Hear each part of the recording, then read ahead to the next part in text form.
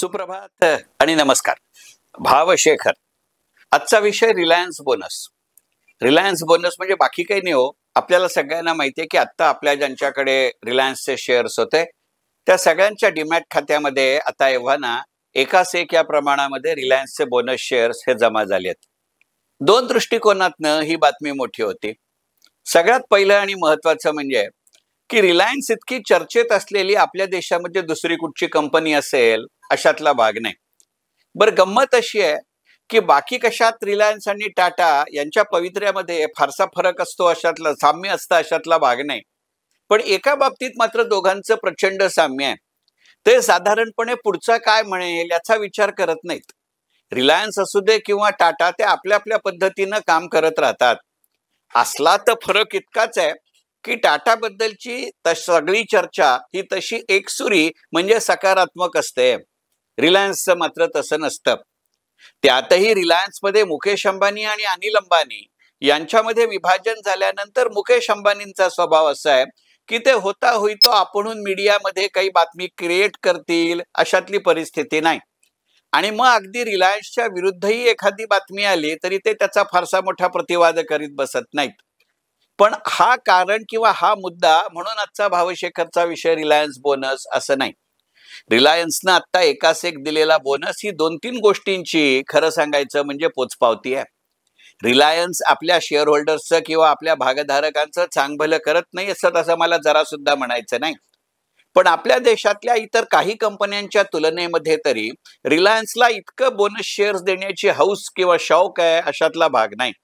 असं असून सुद्धा आणि एकंदरीतच महागाईचं प्रमाण वाढतंय, आंतरराष्ट्रीय अर्थकारणाचा वेग मंदावलाय, अशा वेगवेगळ्या नकारात्मक बातम्या असताना अक्षरशः 10-12 पेक्षा जास्त विविध क्षेत्रामध्ये कार्यरत असलेली आणि तेही एकाच छताखाली रिलायन्स इंडस्ट्रीज या नावाखाली असलेली कंपनी म्हणजे रिलायन्स ही बोनस देते, तोही एकाच एक या प्रमाणामध्ये बोनस देते, ही गोष्टच अशी सांगते की या कंपनीला स्वतःच्या कामगिरीविषयी पूर्ण खात्री आहे. आता चर्चाच करायची तर इतरही अनेक गोष्टींची चर्चा होते. अधनमधनं त्याची सांकेतिक उदाहरणंही दिली जातात.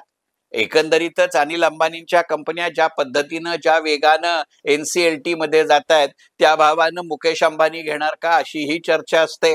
आणि मग अशा चर्चेला कृतीनं दिलेलं उत्तर म्हणून बोनस शेअर आहे का असं म्हणणारी ही मंडळी आहेत, नाही असं नाही, पण ही अत्यंत नगण्य आहेत. पण तरी सुद्धा रिलायन्सच्या बोनसचं वैशिष्ट्य अशासाठी आहे की इतक्या वेगवेगळ्या पद्धतीच्या कार्यक्षेत्रात एकाच वेळेला कार्यरत असूनही ही कंपनी बोनस देते. साधारणपणे अशा आर्थिक अनिश्चिततेच्या काळामध्ये कोणतीही कंपनी त्यांच्या उद्योगासाठी, त्यांच्या प्रकल्पासाठी, मग ते नवीन किंवा सुरू असलेले कोणतेही असतील अशासाठीची निधी उभारणी ही कर्जाच्या रूपातनं किंवा कॅश क्रेडिटच्या रूपातनं किंवा ब्रिज लोन्सच्या रूपातनं करत असते. होता होईतो ती कंपनी बोनस शेअर्स देईल अशातला भाग नाही. कारण एकदा बोनस शेअर दिला की पूर्ण स्वरूपामध्ये आणि कायमस्वरूपी जोपर्यंत ती कंपनी बायबॅक ऑफ शेअर्स कडे जात नाही तोपर्यंत ती कंपनी ते वाढीव कॅपिटल आपल्या बॅलन्स शीट मध्ये पर्यायानं आपल्या डोक्यावरती कायमस्वरूपी मिरवत असते. अशी कंपनी ते कायमस्वरूपी मिरवायला तयार होईल ज्याला खात्री आहे की केवळ आजचा असा नव्हे तर उद्या आणि अगदी प्रसंगी परवाचा सुद्धा व्यवसाय त्यांना पुरेसा पैसा आणि नफा मिळवून देईल. आणि त्यामुळे रिलायन्स सारखी जगडव्याळ कंपनी जेव्हा एकाला एक बोनस देते ती घटना सदैव सकारात्मकच असते. मग अशी जर सकारात्मक घटना असेल तर एक गोष्ट इथे लक्षात घेतली पाहिजे की कितीही मान्य केलं की आपल्या किंवा जगाच्या शेअर बाजाराचा स्वभावच असा असतो की तिथे घोषणेवरती किमतीत वाढ किंवा घट होते आणि प्रत्यक्ष घटनेवरती त्याच्यामध्ये स्थिरावता येते किंवा स्थिरता येते. पण रिलायन्सनं ज्या वेळेला एकास एक बोनस शेअर जाहीर केला त्याही वेळेला रिलायन्सच्या शेअर्सचे बाजारभाव फारसे वाढले नाहीत आणि प्रत्यक्षामध्ये रिलायन्सचे बोनस जेव्हा तुमच्या माझ्या खात्यामध्ये जमा व्हायला लागले त्यावेळेला रिलायन्सचे शेअर्सचे बाजारभाव खरं सांगायचं म्हणजे कमीच झाले पण स्थिरावले किंवा वाढले नाहीत. यातनं दोन गोष्टी लक्षात घेण्याजोग्या आहेत की एक तर दीर्घकालीन गुंतवणूक म्हणून जर तुम्ही विचार करत असाल तर रिलायन्सचा शेअर ह्या पडलेल्या भावानं घ्यायला काहीही हरकत नाही, हा त्याचा पहिलाच अर्थ आहे. दुसरी गोष्ट अशी आहे की कदाचित कंपनी मॅनेजमेंटला सुद्धा किंवा बाजाराला सुद्धा तुम्हाला जो शब्द योग्य वाटेल तो घ्या, त्यांना असं वाटतं की रिलायन्सच्या बोनस नंतरचा रिलायन्स मधला फ्लोटिंग स्टॉक प्रचंड मोठ्या प्रमाणावरती वाढेल आणि या ना त्या स्वरूपामध्ये रिलायन्सच्या शेअर्समध्ये खेळणाऱ्या लोकांची संख्या मग कंपनीच्या पाठिंब्याने असेल किंवा पाठिंब्या व्यतिरिक्त असेल त्यांची संख्या आपल्या देशातल्या इतर अनेक सक्रिय कंपन्यांच्या शेअर्सच्या तुलनेमध्ये प्रचंड असल्यामुळे खरेदी आणि विक्री दोन्हीकडनं दबाव असल्या कारणाने ते बाजारभाव वरच्या पातळीवर जात नाहीत असा त्याचा अर्थ आहे. याचा अर्थ असा की रिलायन्स जर मी मध्यम ते दीर्घकालीन गुंतवणुकीसाठी घेणार असेल तर अगदी आता बीएससीचा सेन्सेक्स 84,000वरनं 79,000च्या खालती आला म्हणून मी घाईघाईनं घेतला पाहिजे अशातला भाग नाही. थोडा विचार करून घ्यायला हरकत नाही. किंवा जर मी दर महिन्याला काही ना काहीतरी रकमेचे स्वतः जाऊन बाजारातनं शेअर घेत असेल, म्हणजे जसं आपल्या आधीची पिढी गुरुपुरुषामृताला सोनं घ्यायची किंवा आपली पिढी दर महिन्याला म्युच्युअल फंडचा SIP भरते आणि त्याच्यासाठी बँकेला मॅन्डेट दिलेलं असतं, तसं बँकेला मॅन्डेट देऊन तुमची माझी वैयक्तिक खरेदी करता येणार नाही. परंतु जर ती रक्कम बाजूला काढत असाल तर महिन्यात एकदा तरी एकतरी रिलायन्सचा शेअर घ्यायला हरकत नाही असं ते गणित आहे. मग त्याच्या बरोबरीने कोणते शेअर घ्यावेत हा कदाचित एका स्वतंत्र भावशेखरचा विषय होईल, तो नंतर कधीतरी घेऊ. आणि अशी शक्यता किंवा अशी पॉसिबिलिटी आपण कोणत्या प्रमाणामध्ये उपयोगात आणतो याची चर्चा करायची, म्हणून भावशेखरचा आजचा विषय रिलायन्स बोनस असा आहे. आणि रिलायन्स बोनस हा विषय आत्ता घ्यायचं कारण अशासाठी आहे की त्या निमित्तानं ज्या दिवसांमध्ये ज्या आठवड्यामध्ये तुमच्या माझ्या डीमॅट अकाउंटमध्ये रिलायन्सचे बोनस शेअर जमा होत होते त्यावेळेला पहिल्याच क्षणाला बोनस मिळाला असं सांगणारी मंडळी कमी होती. एक गोष्ट लक्षात घेऊ की रिलायन्स मध्ये फ्लोटिंग स्टॉकच जास्त आहे कारण त्यांचं कॅपिटल मोठं आहे. इतकीच गोष्ट नाहीये. रिलायन्स मध्ये तुमच्या माझ्यासारखा वैयक्तिक गुंतवणूकदार, ज्याला आपण इंडिव्हिज्युअल शेअर होल्डर किंवा इंडिव्हिज्युअल इन्व्हेस्टर असं म्हणू, अशा इंडिव्हिज्युअल इन्व्हेस्टर्सचे लेजर फोलिओ ही जास्त आहेत. त्यामुळे दिसायला माझ्याकडे 9 शेअर असतील 10 शेअर असतील तर मला 9 किंवा 10 कारण एकाच एक आहे बोनस मिळत होता. मग एक शेअर पासून 1,000 5,000 7,000 बोनस शेअर मिळणारी मंडळी पुष्कळ आहेत. अशा पद्धतीचे फोलिओ जास्त आहेत. आणि ज्या वेळेला तुमची अशा पद्धतीनं इलेक्ट्रॉनिक अलॉटमेंट होत असते त्यावेळेला किती खात्यांमध्ये शेअर्स जमा होणार हे महत्वाचं आहे.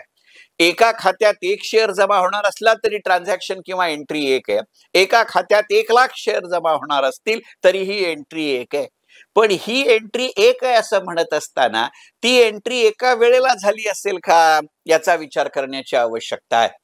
कारण ज्या पद्धतीच्या बातम्या वेगवेगळ्या व्हॉट्सअप ग्रुपवरती येत होत्या, कारण आपल्याकडे इन्व्हेस्टमेंट रिलेटेड अनेक व्हॉट्सअप ग्रुप आहेत आणि मग जर त्या ग्रुपमध्ये 200 जण असतील तर 200 पैकी 5च जणांची पहिली बातमी होती, हो काल रात्रीच माझ्याकडे बोनस शेअर जमा झाले आहेत. काही जण म्हणले की बोनस शेअर क्रेडिट होतील असा मेसेज आलाय पण शेअर क्रेडिट झाले नाहीत. काही जण म्हणले की काही तांत्रिक कारण आहेत. मग हे कंपनीच्या पातळीवरती झालं असेल असं म्हणता येणं कठीण आहे. हे RTAच्या पातळीवरती झालं असेल असं म्हणता येणं कठीण आहे. परंतु ते नेमकं कशाने झालं याचा विचार करण्याची आवश्यकता आहे. आपल्या देशामध्ये 2 डिपॉझिटरीज आहेत, NSDL आणि CDSL.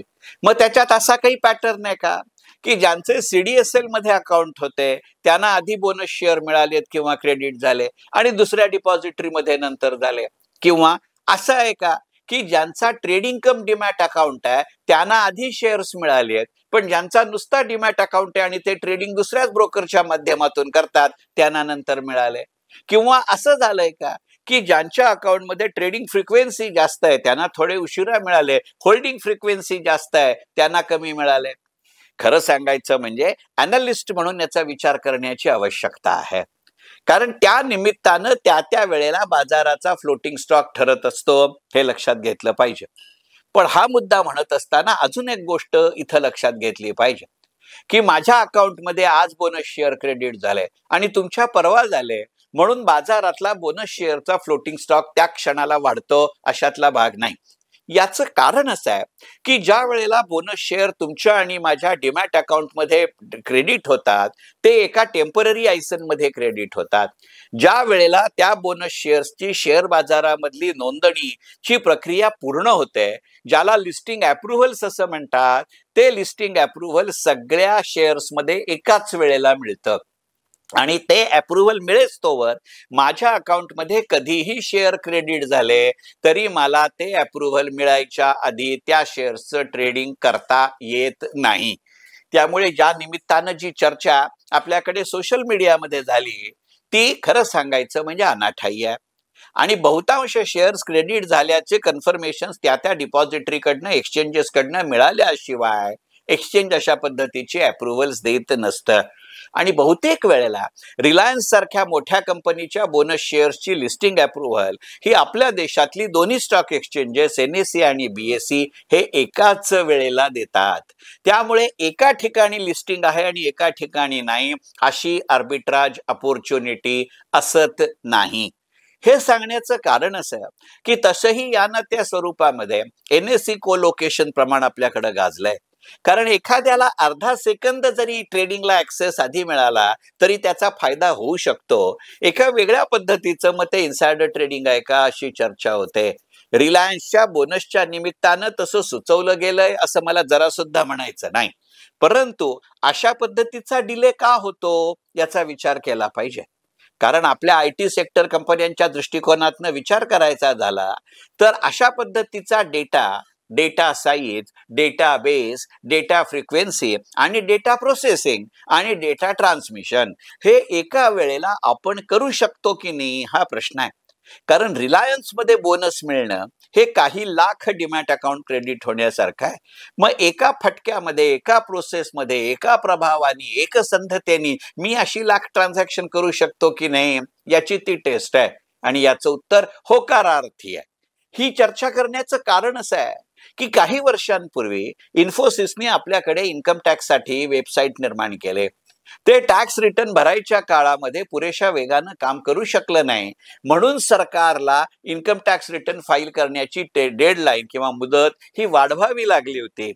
त्यातनं काही वेळेला आपल्या देशाच्या तांत्रिक क्षमतांचा विचार करावा लागतो. म्हणजे अनेकदा FMCG क्षेत्रामध्ये म्हटलं जातं की 31 डिसेंबरच्या रात्री अमेझॉनचा सर्व्हर एक वेळ क्रॅश होईल पण IRCTCचा सर्व्हर क्रॅश होत नाही. मग अशा पद्धतीची जी गणितं असतात ती तुमच्या व्हॉल्यूम हँडलिंगची, ती तुमच्या रिग्रेशन टेस्टिंगची पोचपावती असते. आणि अशा निमित्तानं रिलायन्स बोनसचाही विचार करावा लागतो. मग रिग्रेशन टेस्टिंग हे फक्त सिस्टमसाठी नसतं, रिग्रेशन टेस्टिंग हे तुमच्या कारभारासाठीही असतं.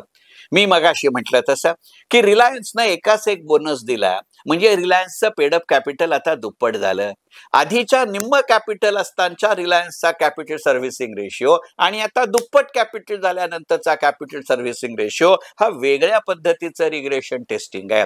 त्याचा डिव्हिडंड पेआउट वरती परिणाम होऊ शकतो, त्याचा स्प्लिट ऑफ फेस व्हॅल्यू वरती परिणाम होऊ शकतो, त्याचा इंटेरिम आणि स्पेशल डिव्हिडंड देण्यावरती परिणाम होऊ शकतो. याचा अर्थ आत्ता बोनस दिला तर पुढचा काही काळ रिलायन्स आपली मुठ्ठी बंद ठेवेल का याचा विचार केला पाहिजे. या मुठ्ठी बंद में मला पण अपेक्षित आहे हे अत्यंत अवघड आहे. पण दिसायला एक घटना दिसली तरी त्याचे इतके कंगोरे आहेत. आणि म्हणून भावशेखरचा आजचा विषय रिलायन्स बोनस. मनपूर्वक धन्यवाद भावशेखर.